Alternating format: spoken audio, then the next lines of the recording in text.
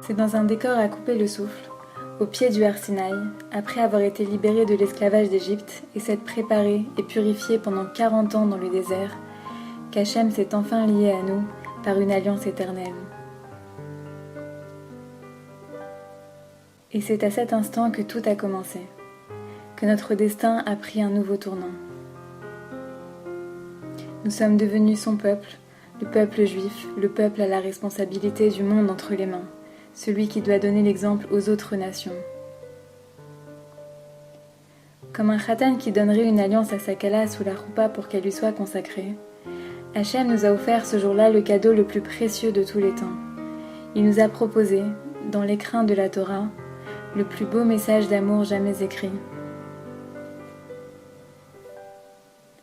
Lorsque nous serions tentés de perdre espoir ou d'oublier sa présence, lorsque nous endurerons des épreuves difficiles, lorsque nous n'aurons plus le cœur à avancer, nous pourrons serrer ce cadeau dans nos bras et nous rappeler que oui, ce moment n'était pas un rêve et qu'il a vraiment eu lieu.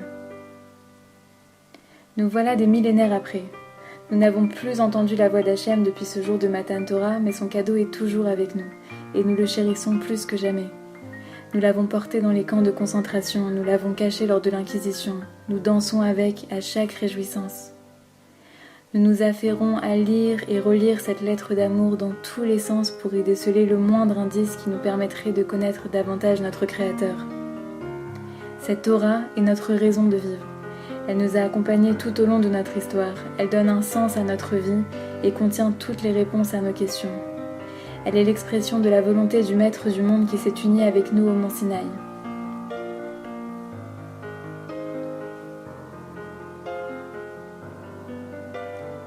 Regardons-nous. Nous sommes éparpillés aux 4 coins de la planète. Nous avons enduré les pires souffrances, persécutions et exils qu'un peuple n'a jamais connus.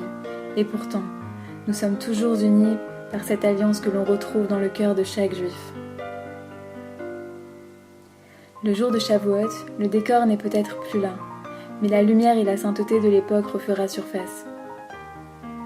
Hachem nous tend la main pour que l'on renouvelle notre engagement et qu'on se reconnecte à lui. Fermons les yeux lors de la lecture des 10 commandements et concentrons-nous de toutes nos forces. Nous ne sommes pas un peuple comme les autres.